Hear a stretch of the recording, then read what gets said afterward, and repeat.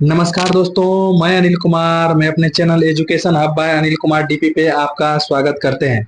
आज बीएसओ का जो आज मैं ये वीडियो लेकर आया आप लोगों के लिए। बीएसओ का जो फॉर्म भरने का कुछ ही दिन बचा है, तो आप इसका फॉर्म जल्दी से भर लीजिए।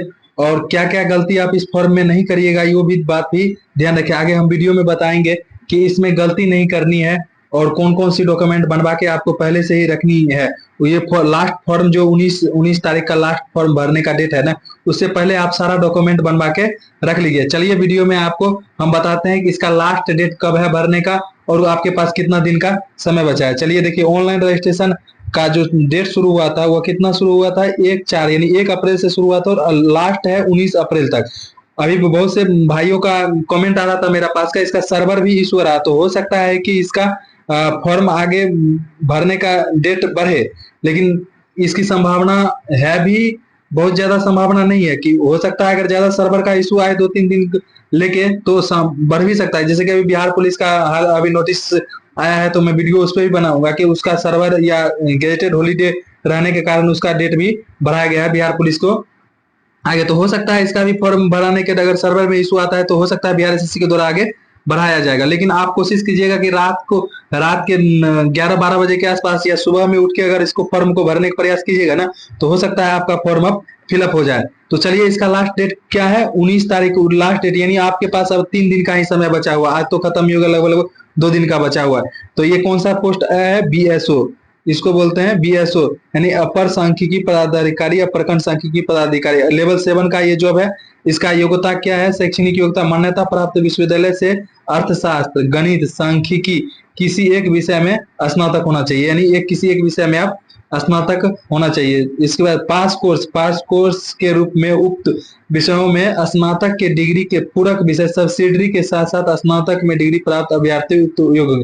यानी कि अगर किसी का अगर अर्थ मंथली मेन सब्जेक्ट हिस्ट्री है, अगर हिस्ट्री है, अगर उसका सब्सिडी में अर्थशास्त्र है ना, तो वो भी इलिजिबल है। अगर अर्थशास्त्र से अगर ग्रेजुएशन किया वो भी इलिजिबल है। कोई अगर जो फिजिक्स ऑनर्स किया लेकिन उसके सब्सिडी में मैथ है, तो वो भी बंदा इसलिए इलिजिबल है। तो इसके क्राइटेरिया में आपको कोई तरह का दिक्कत नहीं आया होगा। चलिए आगे इसका देख लेते हैं, सिलेक्शन प्रोसेस कैसे कैसे है वो भी आज मैं आपको ही बता देता हूँ, ठीक है। तो देख लीजिए इसका सिलेक्शन प्रोसेस। ऑनलाइन डेट का तो जान ही रहे, 1/4 से 19, लास्ट डेट इसका 19 है।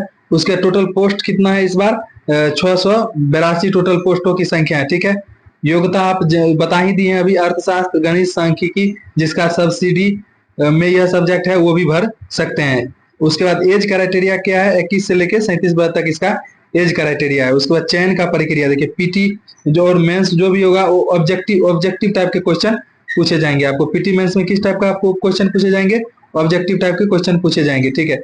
अब देखिए पीटी में ऑब्जेक्टिव किस प्रकार का होगा, जीके पूछा जाएगा, जीके पूछा जाएगा, उसका जीएस और मैथ पूछा जाएगा और रीजनिंग पूछा जाएगा। ये जो है ना सारे 50 नंबर का आपको पूछा जाएगा। 50 नंबर ये, 50 नंबर ये और 50 नंबर ये, टोटल 150 क्वेश्चन होंगे और 400 मार्क का होगा। और निगेटिव इसका जो है ना 1/4 होगा और टाइमिंग 2 घंटा 15 मिनट का दिया जाएगा आपको। अब देखिए इसमें जीके जीके जो है 50 नंबर का, इसमें जनरल साइंस और मैथ दोनों मिला के 50। कभी इसमें आपको 27 क्वेश्चन दे देगा तो इसमें आपको 2 कम करा के 23 क्वेश्चन दे देगा, यानी दोनों मिला के आपको 50 क्वेश्चन पूछेगा, ठीक है। जैसे बिहार सीजीएल का जो एसओ वाली पोस्ट आती है ना, सेम उसी उसी टाइप का आपका इसका भी सिलेबस है, ठीक। उसके बाद इससे 5 गुना सिलेक्शन लिया जाएगा मेंस के लिए। मेंस भी ऑब्जेक्टिव रहेगा और इसमें देखिए मेंस में क्या होगा, 2 पेपर आपको देना होगा। एक हिंदी, 30% प्लस आपको लाना होगा और इसके 30% प्लस लाइएगा तो क्वालिफाई होगा। क्वालिफाई करिएगा तब जाके फिर आपको जीके, जीएस, मैथ और रीजनिंग इस टाइप का फिर आपको क्वेश्चन। जिस तरह पीटी का ये सिलेबस है ना, इसी तरह मेंस का भी सिलेबस है। थोड़ा लेवल इसका अप कर दिया जाता है, बाकी 400 नंबर का ही 150 क्वेश्चन पूछा जाएगा आपको, 150 क्वेश्चन पूछा जाएगा और 400 मार्क्स का होगा। निगेटिव उसमें भी, मेंस में भी 1/4 है और टाइम उतना ही है, ठीक है। उसके बाद इसमें ये आप देख लीजिए, जैसे पीटी में मैं बताऊं ना उसी तरह मेंस का ही सिलेबस है। सिर्फ इसमें एक्स्ट्रा पेपर है, एक हिंदी का पेपर है जो आपको क्वालिफाई करना पड़ेगा, ठीक है। तो इसमें भी देखिए जीके आपको पूछेगा है, जनरल साइंस और मैथ पूछेगा ही। मैं ये जीके नहीं लिख पाया हूं तो आप जीके यहाँ ऐड कर लीजिए। जीके 50 क्वेश्चन पूछा जाएगा, जनरल साइंस और मैथ से 50 क्वेश्चन पूछा जाएगा और रीजनिंग से भी 50 क्वेश्चन आपको पूछा। टोटल 150 क्वेश्चन होगा, 400 मार्क्स का, निगेटिव 1/4 होगा और टाइमिंग आपका 2 घंटा 15 मिनट लेगा। अब देखिए इसका मेरिट कैसे बनेगा, तो जो आप ये एग्जाम दे रहे हैं ना, पीटी मेंस, मेंस पे आपका मेरिट बनेगा, लेकिन मेंस का जो 75% यानी मान चलिए 100 नंबर का 100 मान लेते हैं, तो 75 नंबर इसका जोड़ेगा, और और उसके बाद 25 नंबर कौन जोड़ेगा, जो पहले से जो संविदा पर कार्यरत कर्मचारी है उसका नंबर जुड़ेगा। यानी प्रति वर्ष कार्य वर्ष के लिए 5 अंक दिया, मैक्सिमम 25 अंक दिया जाएगा।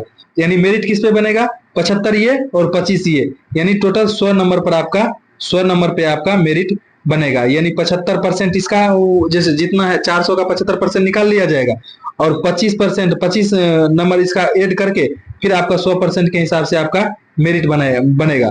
तो इसमें तो संविदा कर्मचारी भी ध्यान देंगे। अगर 1 साल के कार्य आप किए हैं तो 5 नंबर मिलेगा, 2 साल के कार्य किए हैं तो 10 नंबर मिलेगा, 3 साल के कार्य किए हैं तो 15 नंबर मिलेगा, 4 साल किए हैं तो 20 नंबर, 25 साल। आपको कह रहा है कि हम 10 साल के कार्य किए हैं तो 50 नंबर नहीं मिलेगा, मैक्सिमम आपको 25 ही नंबर दिया जाएगा। ठीक है।